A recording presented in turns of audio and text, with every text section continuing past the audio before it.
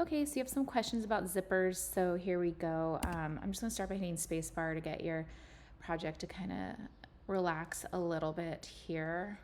I guess that's good. I'll hit spacebar again. So as I kind of inspect this and I click on the zipper, I want to select it because you want to see the teeth, is I believe what you're asking about. And I see these little sticky things. That makes me think it's just an OBJ stuck on it. It's not an actual zipper, so it doesn't have teeth included. So I actually want to delete that. I don't want to do that. I'm going to use a different tool because you're asking about teeth. So let's grab that pull, and there we go. I'm going to hit delete. Okay, so I'm going to use this zipper tool. It is glitchy. I struggle with it. I sent a video that introduces it, so watch that and maybe that will be helpful. But basically what we're going to do, I'm in the selection tool. I want to put a zipper in this seam that we have here. So I want the bottom of the zipper to start here. And I love that there's a blue dot on my 2D side. So I want the zipper to start here and go that way. And it's basically going to be connected to this other piece, see that blue dot going the other way. So I love those blue dots. Okay, so a couple things I do. I like to use a zipper tool on the 2D side. And just to avoid further glitches, I see these are linked. I think I'm gonna actually remove the linked editing. So that's gone, they're not linked anymore. The other thing to think about is that if you're gonna put a zipper in a seam, you wouldn't put a zipper in a seam that's sewn shut. I know sometimes you base them closed to insert a zipper, but really no. So I see that they're sewn. I'm gonna delete the stitching. Okay, now let's try to use the glitchy zipper tool.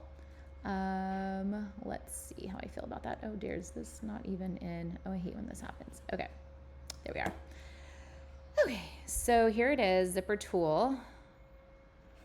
And I'm gonna start here. It's not even letting me click it. Why? Oh, brother. Okay, you. Come here, zipper tool. So you should be able to click once and then double click to finish. And I don't know why. Here we go. There it is. Okay, so I'm clicking once there.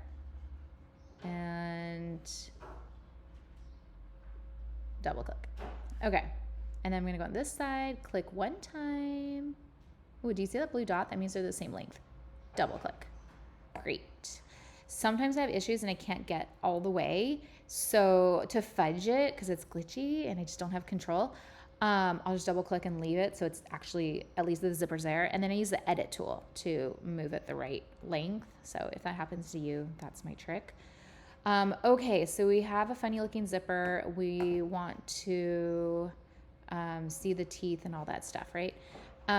Okay, so one thing we can do is, I'll hit spacebar. You can actually select your zipper and unzip it a little bit. So it's spacebar again. So that way we can see the teeth. So I'll hit spacebar again, so it's frozen. But it's not showing you in this render. So I guess we can do render, quality render, no. Yeah, 3D window. Yeah, I still don't see the teeth right now. But if you hit the edit guy, you do see it and you see all this. Maybe our settings are, let me see, off, and that's why we don't see this stuff right now. And it says you're showing everything.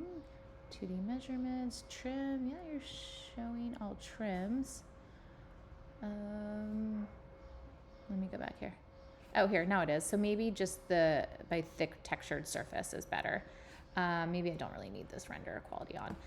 Okay, so, but you see the teeth now. So now what we want to do is we want to select this guy, and let's go over here to Object Browser Property Editor, and we're going to scooch over to trims.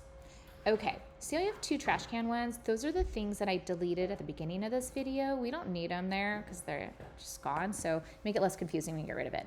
And then I added slider 01 because that's the zipper I just added. So you can click that and you have some options here. So it looks like, let's just kind of scroll through what's going on. Okay, so now the slider's selected. Okay, but I want to actually select the zipper.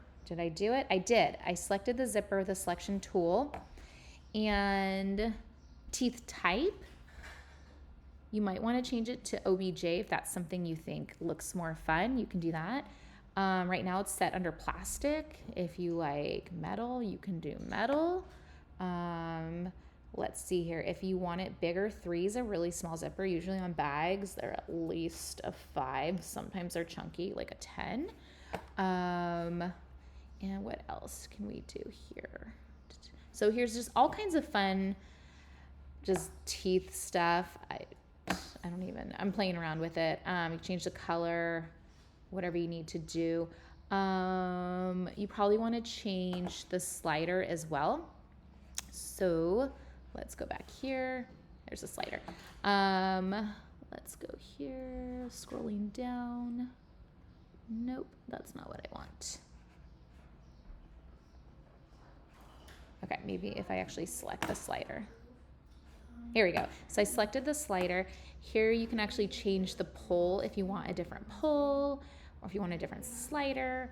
There's that. I'm gonna hit spacebar to see what happens right now. So you can flip it to, I know it has like one way lever stopper. Let's see here.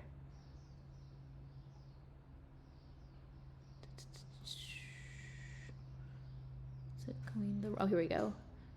Maybe moved opposite, a reverse direction possibly. Oh no, that's not good. No, I guess that's fine.